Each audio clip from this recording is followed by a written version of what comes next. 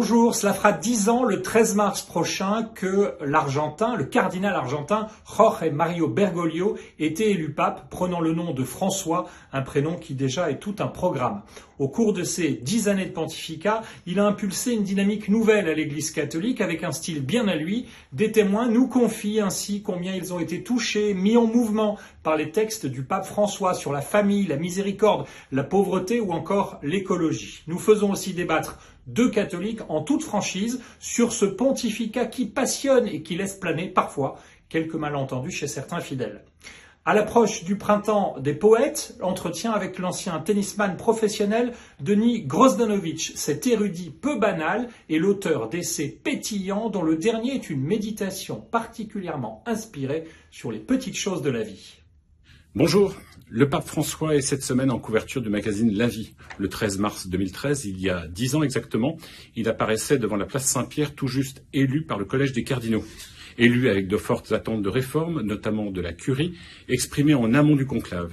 Ce à quoi le pape s'est engagé, ainsi que dans d'autres thématiques, comme l'importance de rejoindre les périphéries, la solidarité, l'écologie, la fraternité, l'œcuménisme, l'interreligieux, pour n'en citer que quelques-uns. Il a également eu à reprendre le difficile dossier des abus et à lancer un synode sur la synodalité.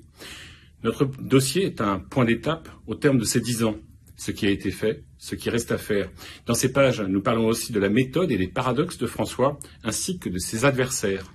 Enfin, nous recueillons le témoignage précieux de Jean-Paul Vesco, archevêque d'Alger, sur sa perception de ce pape. François, 10 ans, il reste tant à faire. C'est le dossier de La Vie cette semaine.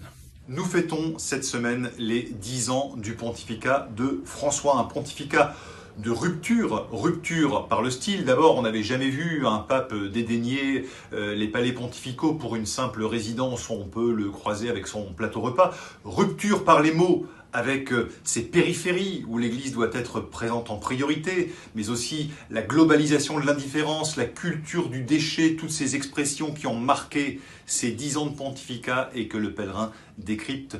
Pour vous, François est un homme qui croit en la capacité du geste à transformer le monde, comme François d'Assise, dont il a repris le nom. Mais que restera-t-il de cette volonté de décléricaliser l'Église, de la rendre toujours plus proche du monde d'aujourd'hui? Eh bien, cela dépendra évidemment de son successeur, mais cela dépend d'ores et déjà de chacun d'entre nous, de tous les croyants pour qui le pape, quel qu'il soit, ne saurait être le seul faire-valoir dans un monde qui a tant besoin de leur témoignage. Bonne lecture.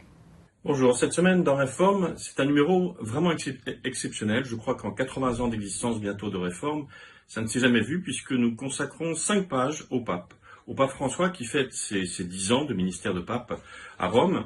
Et c'est vrai que nous avons titré sur le fait que ce pape François est peut-être le pape le plus bien aimé des protestants, le plus proche, même s'il est en même temps freiné par une curie parfois un peu conservatrice, même s'il y a eu des attentes sur l'hospitalité eucharistique qui n'ont pas été satisfaites, mais c'est un pape avec lequel nous nous reconnaissons dans un œcuménisme pratique au service de l'être humain, et c'est cela qui est essentiel.